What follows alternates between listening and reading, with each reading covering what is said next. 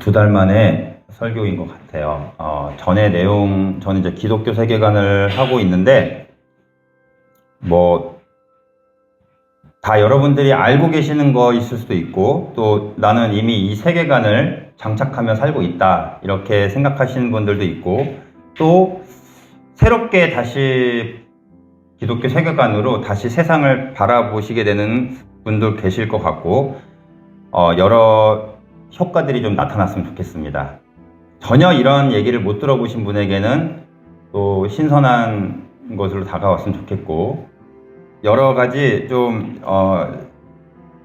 새로운 충격으로 다가오면 좋을 것 같고요. 제가 세 번째 시간인데, 지난번 시간에는 세계에 대해서 했습니다. 이 세계가 기독교 세계관으로 바라봤을 때 어떻게 바라봐야 하는지 복습 한번 해보겠습니다.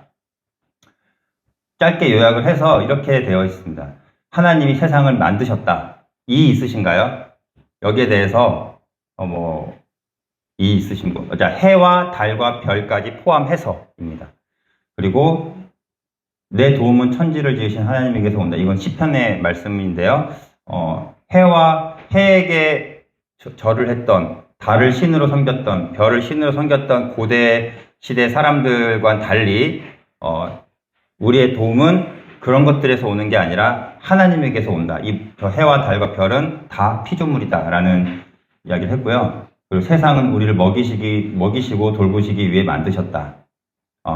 오늘 읽은 내용에도 보면 사람을 만드시고 나서 먹을 것을 주십니다. 먹을 걸 주세요. 굳이 그러지 않으셔도 되는 분이에요. 굳이 사람에게 뭘 받으시려고 사람을 만드신 게 아니라 반대로 우리에게 먹을 걸 주시고 우리에게 풍족하게 채워주시려고 세상을 만드셨다라는 거죠. 이게 왜 중요하냐면 그 당시 세계 사람들과는 정반대의 개념입니다. 그리고 제가 이 얘기를 했는데 왜 7일 동안 만드셨을까라는 이야기를 하면서 당시 당시 고대 시대 사람들, 수메르 사람들은, 바빌로니아 사람들은 성전을 만들고 나서 7일 동안 성전 봉헌 축제를 열었다라는 기록을 제가 소개해 드렸고, 그 7일간 맞춰서 모든 것들이 다 남녀 평등도 일어나고 노예가 갑자기 주인과 맞먹게 되는 이런 축제 기간이 벌어졌는데, 그것을 빗대어서 7일 동안 세상을 만드신 걸 이야기한 게 아닐까라는 생각을 했습니다. 그래서 이 세상 자체가 하나님의 성전이다라는 이야기를 제가 했습니다. 그렇게 보시면 조금 세상이 달라 보이셔야 되는데요. 그죠? 세상이 성전이다. 여기 성전은 교회 건물이 아니라 세상이구나 라는 생각을 갖게 됩니다. 자, 오늘은 그래서 성전에는 다 뭐가 있냐면 신상이 있어야 됩니다. 그죠? 그 얘기도 제가 지난번에 했는데, 신상을 둡니다. 불교에 가도, 뭔가, 어쨌든 불상이든 뭐든, 눈에 보이는 뭔가 놔야 됩니다. 그죠? 그래서 그 앞에 사람들을 절하게 만들고, 뭔가, 헌금을 하게 만들고, 뭔가 갖다 바치게 만들어야 돼요. 근데 세상에는 그럼 세상이 성전이라면, 세상에 신상이나 뭐가 있을까요? 복습. 네. 세상의 성전이다. 그러면은 하나님의 신상은 뭐예요? 네. 전혀 호응이 없기 때문에 넘겨주세요. 네. 성전에 신의 형상을 주죠? 신상이죠? 근데 하나님은 어떤 신상을 만들어 놓으냐면 사람을 세상에 두었다라고 제가 얘기했습니다. 자신을 닮은 형상을 두었는데 그게 우리라는 거죠. 우리. 그래서 오늘은 사람에 대해서 이야기를 해보겠습니다. 제가 인간이라고 할까 사람이라고 할까 많이 고민을 하다가 사람이 조금 친숙한 것 같아서 사람이라고 얘기를 했습니다. 자, 그럼 제가 3가지 정도 알아보려고 하는데, 사람을 만든 이유를 한번 볼게요. 사람을 만든 이유. 먼저 오늘 우리가 읽었고요. 그 다음 넘겨주시면, 이게 에누마 엘리시라고 유명한 당시 메소포타미아 신화 중에 바벨론과 아시리 지역에서 유행했던, 널리 알려졌던 저희가 무슨 단군 신화처럼 그렇게 익숙한 그런 신화 서사시예요. 여기에는 세상 창조, 여기도 세상 창조 이야기가 있고, 여기도 인간 창조 이야기가 있고, 홍수 이야기도 있습니다. 그래서 성경과 비슷한 이야기들이 여기에 기록되어 있어요.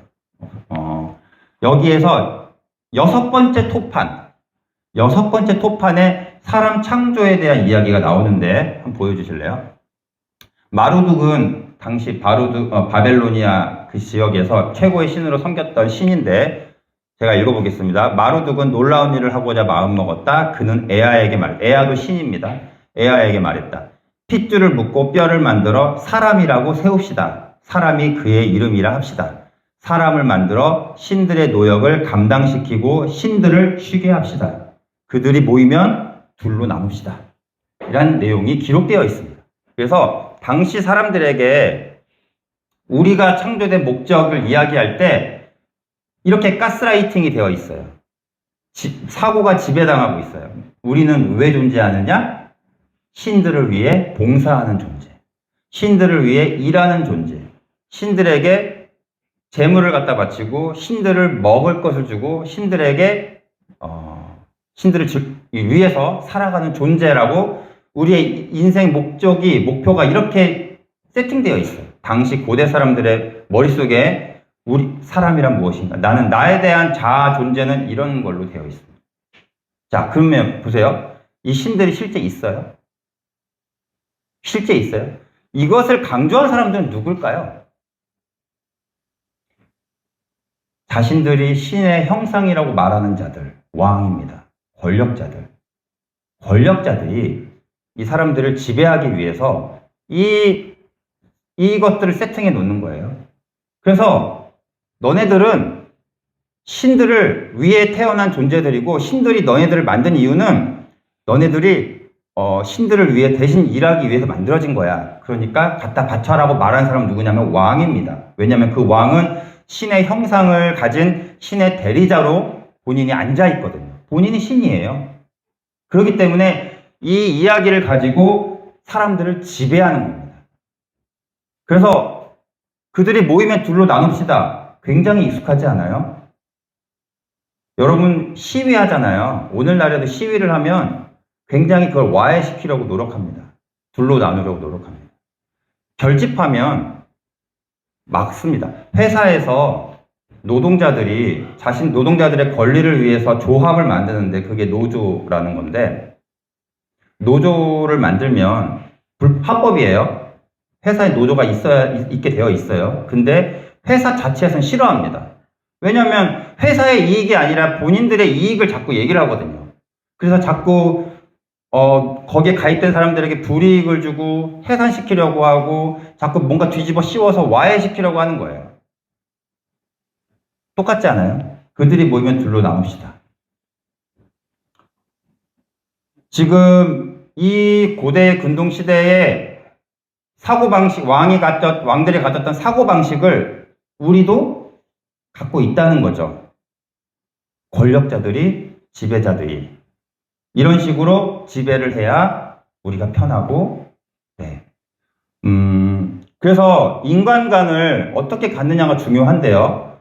여러분이 다니는 회사 사장님들, 윗분들은 어떤 사고방식을 가지고 있는지, 이 회사는 어떤 가치관을 가지고 있는지, 우리의 직원들을 대할 때 어떤 인간관을 가지고 있는지가 되게 중요한 거예요. 하나의 부품으로 보느냐, 하나의 자아로 보느냐, 하나의 어떤 존재로 보느냐. 18세기에 영국에서 산업혁명이 일어났습니다. 그 전까지는 모든 물건을 손으로 만들었어요. 수제 구두, 수제 가방, 수제 옷, 다 옷으로 몇 시간씩 며칠씩 걸려서 만들었어요. 근데 영국에서 산업혁명이 일어나면서 공장이 세워지고 이제는 단시간 내에 수백 개, 수천 개의 물건이 대량 생산되는 시대가 되면서 이게 돈이 되거든요.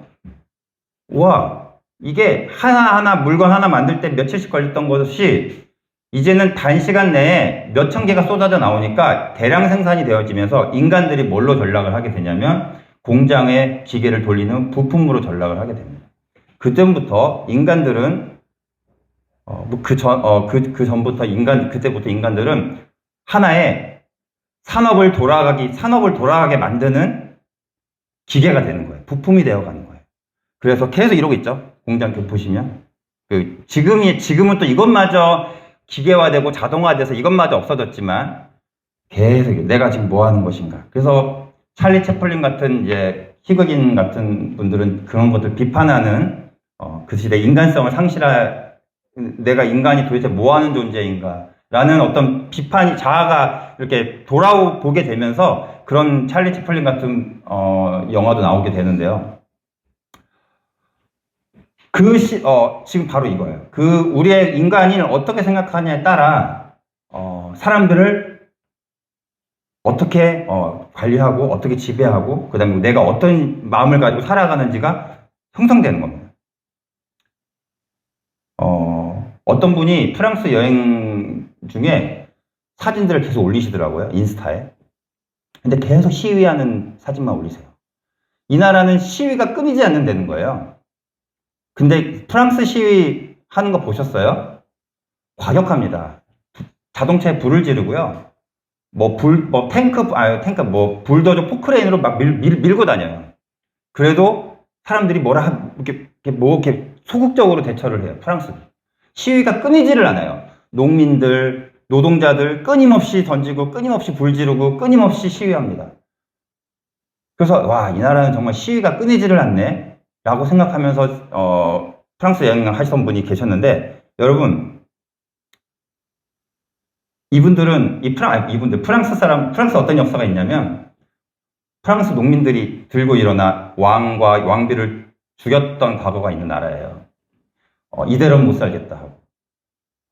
그래서 이 사람들이 들고 일어나면 무서운 걸 알아요. 그래서 과격하게 진압하지 않고, 또 때로는 과격하게 진압하기도 하지만 이것이 일상화되어 있는 나라예요. 일상화되어 있어요. 제가 무슨 말을 하려고 하냐면, 지금 강제적으로 우리가 생각을 하지 못하게 만들고, 뭔가 불만을 갖지 못하게 만들고 계속해서 억누르는 지배자들이 있고, 우리가 그걸 보고서도 왜 이렇게 저렇게 싸워, 왜 이렇게 시위를 해, 그냥 좀 평화롭게 살지라고 생각을 갖고 있다면, 저희도 알게 모르게 이렇게 가스라이팅이 되어 있는지도 모른다는 겁니다. 사람이란 존재는 도대체 무엇인가라는 생각을 다시 한번 해보게 되면, 이 사람들도 이건 아니다라고 생각을 하고 들고 모이고 싶었겠죠. 반란을 일으키고 싶었겠죠. 근데 이게 서사시에 이렇게 있다는 거예요. 그러면은 이게 신들이 이렇게 명령을 내렸으니까 이건 신들의 뜻이 아니구나 하고 안 한다는 거죠. 왕들은 이걸 이용한다는 거예요. 그래서 인간 창조의 목적은 당시 사람들에게는 신들을 위한 존재, 우리는 신을 위한 존재, 이 세상 자체가 신들의 집입니다. 이 우주 자체가 신들을 위한 곳이에요. 인간도 신들을 위해 만들어졌어요. 우리는 신들을 위해 열심히 봉사해야 되는 존재입니다. 성경은 정반대로 얘기하고 있습니다. 성경은 정반대로 얘기하고 있고요. 하나님이 그들에게 복을 주시며 그들에게 생육하고 번성하여 땅에 충만하라. 모든 생물을 다스리라. 정반대로 얘기하고 있습니다. 저희를 만드신 이유는 저희가 세상을 다스리게 하기 위해서라는 거죠. 이거는 굉장히 이 사고에 반대되는 세계관, 인간관입니다. 한번 넘겨보실래요? 자, 그래서 사람 창조의 목적은 일단 하나님은 필요한 것이 없다가 전제 조건이에요. 아까 그 신들은 우리가 좀 이제 인간들의 도움이 필요해, 인간들 좀 일 좀 시키자 해서 인간들을 만들었다면, 우리는 하나님은 전혀 필요한 것이 없으세요. 필요에 의해서 부족한 걸 좀 채우기 위해서 우리를 만드신 게 아니다라는 거고요. 그 다음에 모든 사람이 하나님의 형상이다. 이거 굉장히 중요한 건데, 왕만 하나님의 형상이 아니라 너만 하나님의 형상이냐? 나도 하나님의 형상이다. 또 노예도 하나님의 형상이고 이 어린아이도 하나님의 형상이다. 평등이에요. 평등. 이게 굉장히 중요합니다. 2장 가시면 2장 7절에 보시면, 여러분, 저희가 2장은 안 읽었지만 2장도 할 거예요. 2장 7절에 보시면 한번 다 같이 읽어볼까? 2장 7절. 여호와 하나님이 땅의 흙으로 사람을 지으시고 생기를 그 코에 불어 넣으시니 사람이 생명이 되고. 자, 흙으로 만드셨다라는 거 아시죠? 흙이래요. 근데 그 흙이 왕도 흙이고요. 나도 흙이고요. 와이프도 흙이고 우리 아이들도 다 흙이에요. 노예도 흙이고 저 잘 사는 사람도 흙이고 못 사는 사람도 흙이었어요. 뭘 말하는 겁니까? 성경에서는 절대적인 평등을 말하고 있어요. 절대적인 동등함, 위아래가 없어요. 다 같은 존재예요. 하나님의 형상, 왕만이 하나님의 형상이 아니라 우리 다 하나님의 형상이에요.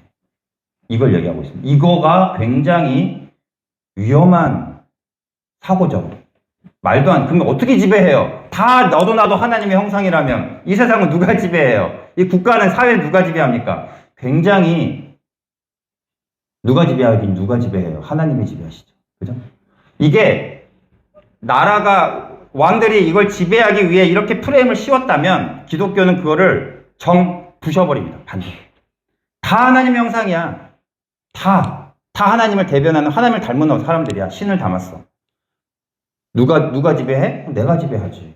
누가 지배하긴. 그냥 니들은 내 말을 들으면 돼. 라고 말씀하시는 거죠. 그리고 우리는 노동하기 위해서가 아니라 다스리기 위해서 만들어졌다. 또 하나 좀 보겠습니다. 시간이 없는데. 자, 우리 이번에 남자와 여자 이야기를 좀 해볼게요. 두 번째, 사람이 창조 목적했죠. 두 번째 남자와 여자인데요. 이제 굉장히 우리가 많은 오해를 하고 있는 부분 중에 하나고, 이것 때문에 남자들이 굉장히 여성들에게 권위의식을 갖고 그걸로 도구를 삼아왔던 것입니다. 반성해야 됩니다. 남성들은 또 남성 중심의 성경 해석이 이루어졌기 때문에. 자, 2장 22절에 보시면, 제가 히브리어를 써놨는데 2장 22절에 가보시면 남자와 여자를 창조한 게 나오고요. 다시 한번요. 1장 27절 보세요. 1장 27절 보시면 하나님이 자기 형상 곧 하나님의 형상대로 사람을 창조하시되 남자와 여자를 창조하셨다라고 전제가 나와 있고요. 어떻게 창조를 했는지는 세부적으로 2장에 나옵니다. 2장을 가보시면 2장 21절, 22절에 가보시면 우리 다 같이 읽어볼게요. 2장 21, 22 시작. 여호와 하나님이 아담을 깊게 잠들게 하시니 잠들매 그가 그 갈빗대 하나를 취하고 살로 대신 채우시고 여호와 하나님이 아담에게 취하신 그 갈빗대로 여자를 만드시고 그를 아담에게로 이끌어 오시니 아담이 이렇게. 자, 여러분, 이 성경의 해석 때문에 히브리어를 잘 모르는 상태로 이거를 읽고 해석한 것 때문에 마치 하나님이 처음 만드신 사람은 남자이고 이름은 아담이라고 생각을 오해를 해왔어요. 그래서 그 남자를 눕혀서 남자 갈빗대 하나를 뽑아가지고 여자를 마치 여자는 남자의 부속물로 좀 여겨진 것처럼 보이고, 마치 남자가 권위가 좀 더 높고 돕는 배필이 필요해서 여자를 만들었다고 하니까 왠지 여자는 계속 평생 남자를 도와야 될 것 같고, 약간 이런 오해와 선입견이 생겨왔습니다. 근데 그게 그렇게 읽을 수밖에 없는 굉장히 오해가 다분한 내용이에요. 제가 전혀 아니라는 거를 이제 좀 말씀드리려고 해요. 그래서 보면 2장 21절에 히브리어가 이렇게 막 있는데 이거를 해석하면 이래요. 하나님이 자기 형상 곧 하나님의 형상대로 사람을 창조하시되, 사람을 창조하셨어요. 뭘로 창조하셨냐면 남자와 여자를 창조하셨어요. 사람이 히브리어로 뭐예요? 사람이 히브리어로 아담입니다.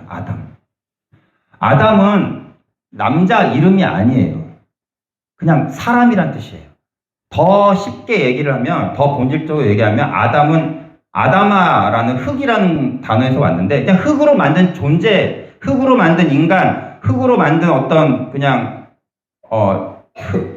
어떤 신학자분은 이걸 토자, 흙의 자식이라고 그냥 표현했는데, 이게 아담이에요.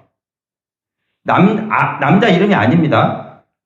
여러분도 아담이고, 목사님도 아담이고, 다 아담이에요. 사람이 아담이에요. 근데 남자와 여자로 창조했어요. 남자는 히브리 자카르가 쓰여 있고 여자는 네케바가 쓰여 있어요. 그러니까 정확히 구분됩니다. 자, 이거를 제가 이제 히브리를 넣어서 다시 넣었어요. 하나님이 자기 형상 곧 하나님의 형상대로 아담을 창조하시되 자카르와 네케바로 창조하셨습니다. 그렇기 때문에 우리가 지금까지 갖고 있었던 선입견, 이게 아담과 하와라는 그것 때문에 오해가 있었던 것 같아요. 아담은 남자고 하와는 여자다. 빨리 깨야 됩니다. 이거 빨리 깨서 여성들의 권위와 여성들의 그것들을 좀 저는 세워주고 싶어요. 지금까지 많이 고생하셨기 때문에. 얼마나 많이 고생하셨어요, 그죠?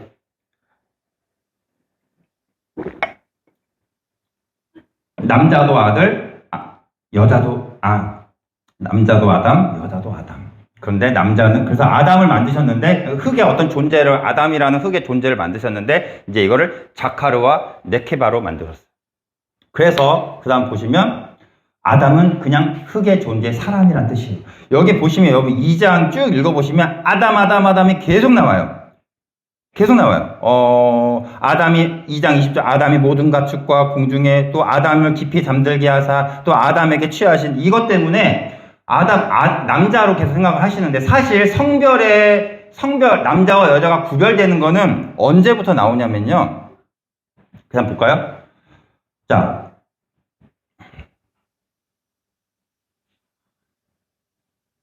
네, 2장 23절부터 남자, 여자라는 단어가 나와요. 사실 그래서 이걸 어떻게 읽어야 되냐면 그 전까지는 성의 구별이 없었다라고 저는 생각을 해요. 그 전까지는 성경 본문에서는 처음 만든 사람이 남자라는 뉘앙스가 전혀 없어요.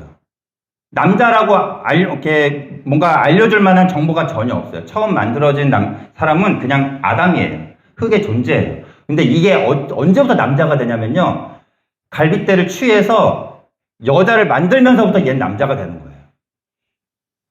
그래서 남자의 존재 이유는 우리가 남자로서 존재를 하려면 여자가 있어야 됩니다. 여자가 없으면 저희는 아무것도 아니에요, 목사님. 그죠? 네. 자꾸, 나중에 얘기하세요. 제가 여자분들에게 점수를 따려고 하는 게 전혀 아니고요. 성경에서 남자와 여자, 다시 한번 말할게요. 성경에서 남자와 여자를 창조하시기 이전 그 모든 아담은 성별이 없어요. 그냥 다 아담이에요. 사람이에요. 흙의 존재예요. 근데 이게 언제부터 남자, 여자가 나오냐면 갈빗대를 취하사 여자를 만들면서부터 얘가 남자가 되는 히브리어 뉘앙스가 있습니다. 그래서 저희가 남자로 어떤 존재하려면 옆에 여자가 있어야 돼요. 왜냐하면 자, 보세요. 그럼 갈빗대는 뭡니까? 저희가 지금 갈빗대, 요거 한 가닥, 계속 저희 지금, 이렇게 여러분 상상하세요. 모든 영화가, 천지창조 영화가 다 그렇게 만들었어요. 갈빗대 하나를 이렇게 뽑아가지고, 그 가닥 하나 뽑아가지고, 만들었다고 생각하는데, 사실, 요 째라라는 단어가 한 가닥이 아니고요. 한 짝을 얘기해요. 한 짝. 여러분, 갈비가 두 개죠? 하나, 둘. 요 하나. 그러면 뭐예요? 이게요, 부속물이 아니라 반을 나눈 거예요, 여러분. 남자와 여자가 갈빗대를 반을 나눈 사이예요. 동등하다는 걸 지금 성경은 계속 얘기하고 있어요. 째라라는 단어가 한쪽, 한 면, 너 누구 편이야? 내 편이야? 네 편이야? 라고 말할 때 이 째라가 쓰였고, 어느 쪽으로 갈까? 어느 벽면, 성전을 만들 때도 이쪽 벽면이야? 이쪽 벽면이야? 할 때도 이 째라가 쓰였어요. 그렇기 때문에 한 가닥을 얘기하는 게 아니고 한 짝을 얘기하는 겁니다. 두 개, 여기 하나 이렇게 떼어내는 거예요. 그리고 여기를 살로 채웠대요. 그렇기 때문에 아담이라는 존재에서 갈비를 나눠가지고 남자, 여자를 만들었어요. 이거는 부속물로 어떻게 보면 생각할 수가 없는 존재라는 거예요, 여자는. 그리고 돕는 배필? 네, 사실 여자만 남자를 도와야 되는 것이 아니고 남자도 여자를 도와야 되는 그런 서로 도와줘야 되는 존재로 만들었다는 것입니다. 더 확실한 증거는 24절 읽어볼게요. 같이 읽어볼까요? 이러므로 남자가 부모를 떠나 그의 아내와 합하여 둘이 한 몸을 이룰지라. 원래 한 몸이었어요. 원래 남자와 여자는 아담이라는 존재의 한 몸으로 한 몸이었어요. 근데 갈빗대 한 짝과 한 짝을 나눠가지고 남자 여자를 만들면서 두 개로 나눠졌어요. 언제 다시 한 몸이 돼요? 남자 부모를 떠나서 그의 아내와 합했을 때 다시 한 몸이 되는 겁니다. 결혼은 다시 아담으로 돌아가는 거예요. 최초의 상태로. 그래서 결혼은 다시 우리가 한 몸을 이룬다는, 원래 한 몸이었어요. 원래 한 몸이었는데 그 갈빗대 두 개가 다시 만나면서 다시 한 몸이 만들어지는 것입니다. 이게 남자와 여자의 성경에 관련된 이야기입니다. 그래서 여자를 사람 취급하지 않았고, 여자를 인구 셀 때도 여자를 세지 않았고 오직 남자만 셌던 이 고대 시대 사람들께서는 이건 굉장히 충격적인 생각이고, 지금 오늘날 남성 혐오, 여성 혐오 많잖아요. 남자들은 무조건 여성을 혐오하고 여성분들도 또 남성분들도 서로 이게 좀 너무 많이 분열되어 있는데 웃기고 유머러스한 일이에요. 서로 자기를 혐오하고 있어요. 원래 한 몸이었어요. 저희는 한 몸이었다고요. 이거 저희 다시 합해져야 되는, 합해서 또 어떤 한 몸을 이루어야 되는 서로 존재이고, 없으면 안 되는, 옆에 여자가 없으면 저는 남자도 아니고 아무것도 아닌 거예요. 저를 남자답게 만들 수 있는 건 옆에 여자가 있어야 돼요. 아멘? 동의 안 하십니까? 네. 그래서 이 남자, 여자에 대해서 성경에 관련된, 지금 히브리어를 다시 한번 쭉 읽어보시면 아담은 남자가 아닙니다. 그리고 하와는, 뒤에 나오지만, 계속 자꾸 이거를 아담을 부르시며 해가지고 자꾸 남자 이름이라고 지금 생각을 하는 경향이 있습니다. 아담, 뒤에서도 아담아 불러요. 그 사람을 부르는 겁니다. 그리고 마지막으로 하나님의 형상을 보겠습니다. 네, 우리 마지막 하나님의 형상만 보고 마치겠습니다. 여러분, 그래서 우리는 하나님의 형상입니다. 9장 6절에, 창세기 9장 6절 가시면 엄청난 죄가 들어왔거든요. 그러니까 우리가 처음 창조가 됐을 때만 하나님의 형상이 아니라 9장 6절 가시면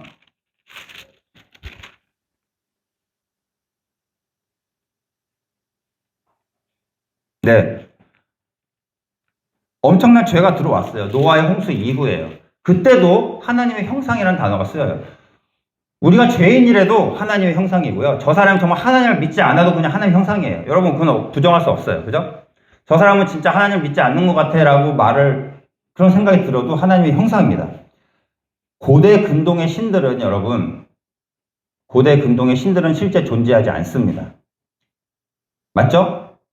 존재하지 않아요. 근데 이거를 존재하는 것처럼 보이게 하기 위해서 만들었어요. 돌과 나무로. 그래서 이렇게 진짜 보이는 것처럼 만들었어요. 보이지? 진짜 있지? 믿게 했어요. 여러분, 물어보겠습니다. 보이는 것이 무섭습니까? 보이지 않는 것이 무섭습니까? 어떤 게 무서운 것 같아요? 보이는 것? 보이는 게 무섭다. 보이지 않는 건 안 무섭다. 지금까지 기독교는요, 눈에 보이는 것들, 참 눈에 보고 판단하기 쉬운 것들을 악으로 규정하고 싸워왔어요. 가수의 음악, 사탄의 음악이야. 막 콘서트장 앞에 가서 시위하고. 저거는 인간이 약간 좀 괴상한 분장, 조금 이상하다고 생각해서 저걸 악으로 규정하고 싸워왔어요. 그 앞에 가서 물러가라 했습니다. 눈에 보이는 불상에 가서 기도하고 대적하고 물러가라 했어요. 보이는 거를 굉장히 눈에 보여서 제게 판단하기 쉬운 것들을 악으로 여겼습니다. 눈에 보이지 않는 것들은 눈 감았어요. 우리 안에 보이지 않는 미움들, 우리 안에 있는 보이지 않는 욕심, 차별, 혐오, 이런 건 악으로 생각하지 않았습니다. 눈에 보이는 거, 저게 딱 봐도 악마 같지 않아? 악마스럽지 않아? 저게 악마야.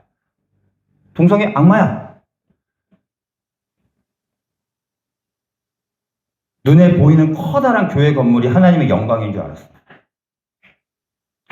근데 그 건물을 바라보는 저희들 마음속에 있는 욕심, 자만, 탐욕, 요거는 악으로 생각하지 않았어요. 그래서 우리는 기독교는 보이는 것에 집중해 왔어요. 보이는 것들. 이게 고대 근동 마인드입니다. 보이는 것이 중요하거든요. 보이지 않는 하나님은 보이지 않기 때문에 믿을 수가 없어요. 어디 있는데 신상이? 하나님의 형상이 어디 있는데? 다시 한번 묻겠습니다. 보이는 것이 무섭습니까? 보이지 않는 것이 무섭습니까? 저 약간 이상한 분장을 하고 춤추며 콘서트를 하는 저 가수가 무섭습니까? 아니면은 내 속에 있는 어떤 그 악한 마음이 무섭습니까? 얌전한 척, 나는 괜찮은 척 하면서 마음속에 악을 품고 있는 사람이 무섭습니까?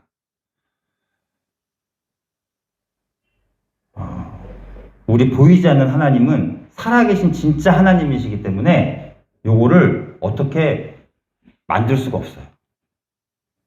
진짜 살아있지 않은 가짜 신들은 만들 수가 있어요. 인간의 상상을 더할 수 있어요. 여기 옆에 도마뱀 꼬리도 붙여보고 옆에 돼지 머리도 붙여보고 해서 신을 만들 수 있어요. 실제 없기 때문에 인간의 상상력을 통해 가짜로 만들 수 있지만 살아계신 진짜 보이지 않는 하나님은 우리가 어떻게 생겼는지 알 수가 없기 때문에 만들 수가 없어요.